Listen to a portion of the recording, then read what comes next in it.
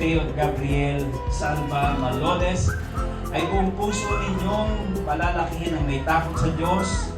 Tuturuan ninyo siya ng daan na dapat nilang kalakaran at bibigyan niyo sila ng aral upang sa gayon pagdating ng panahon ay kilalanin din niya ang ating Panginoon Jesus. At lahat ng ito ay nakasalalay sa inyong mga mabuting halimbawa.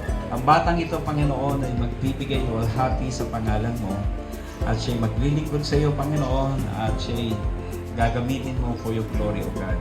Salamat po, Panginoon, at narinig mo ang mga pangako magulang at ng ikalong magulang. Panginoon, by the authority you have given me as your minister, right now, I dedicate this child, si Teo Gabriel Salva Malones, to your hand. At ang kapag mo, gagawin sa kanya throughout the days of his